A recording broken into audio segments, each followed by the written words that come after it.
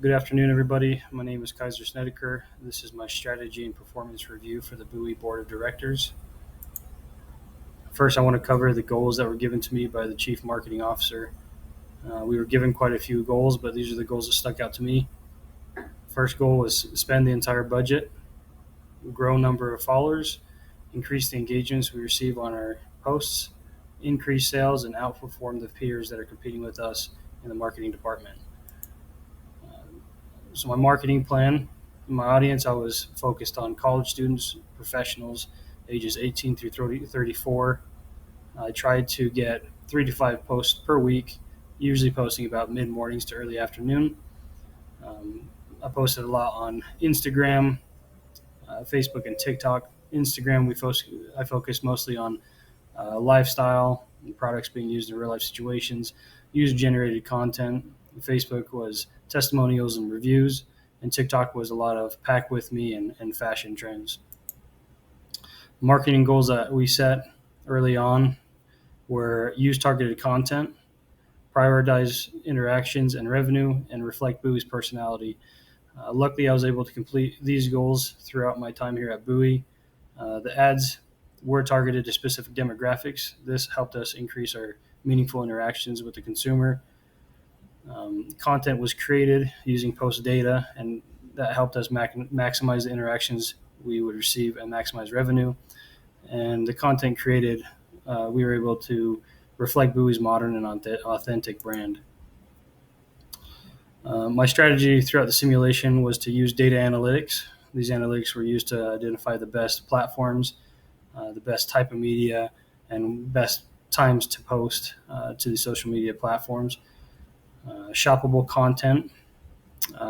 We decided to provide a link directly to our online store for every single paid ad that we did. That way, customers wouldn't have a hard time trying to spend their money in our stores. It was easy for them to get to our store. And lastly, was to promote the best performing posts.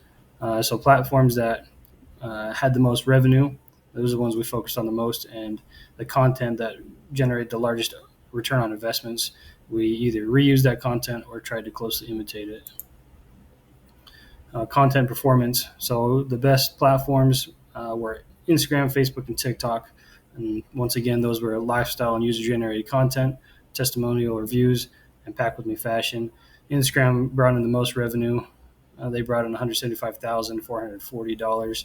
Facebook was about a third of that with $61,600, and TikTok was close behind with $52,960. What we found out is that Twitter, Pinterest, and YouTube did not do very well for bringing in revenue, and a lot of the organic posts that we spent time on didn't bring in very much revenue for the time that we spent on them. Our secret sauce really was holiday sales, and we promoted the 30% off Christmas sale or 20% off Veterans Day sale. Those seem to do the best. Also, what worked best is if we were showing our product being used in real life situations. So people on the bus stop, people going to college, places that people are going to really use the product. And we did really well showing our product in adventurous places. Having such a young demographic, these young people like to be adventurous, they like to travel. And so when we can show our product in those situations, it really gives them the desire to purchase our products. So the platforms we used were mostly Facebook, Instagram, and TikTok, and YouTube, Pinterest, and Twitter. We used just a little bit, but not enough to really have a strategy on the platforms because they did not bring in revenue or really make it worth our time to use those platforms. So the crisis management, I wanted to talk a little bit about the Taylor Swift crisis management.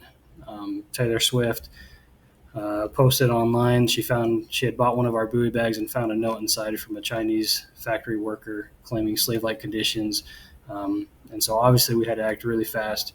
This happened at the very beginning of November. So on November 1, on Instagram and Facebook, we released a statement from the CEO. Our purpose in doing this was to acknowledge the crisis and try to be transparent with the public.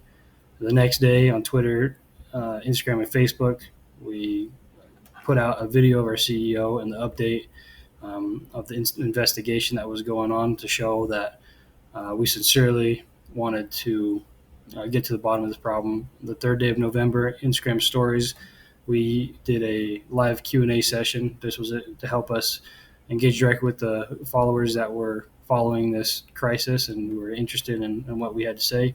November 4th, we used Facebook and LinkedIn. We released an infographic to help educate our followers and those who work for us on how we ethically source our supply chain.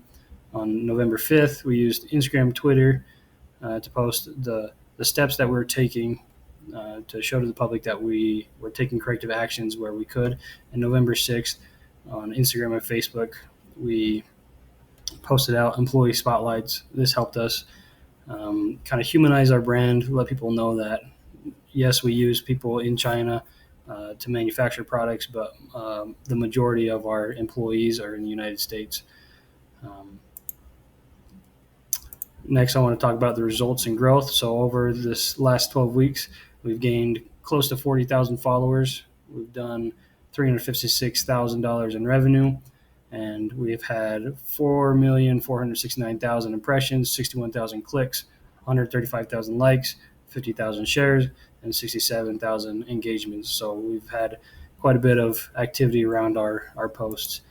All of this took us about real close to $34,000 in our budget to be able to create all this content and to bring in all this revenue. So all in all, we've had a very good return on investment. And thank you for coming to my presentation and sticking with it.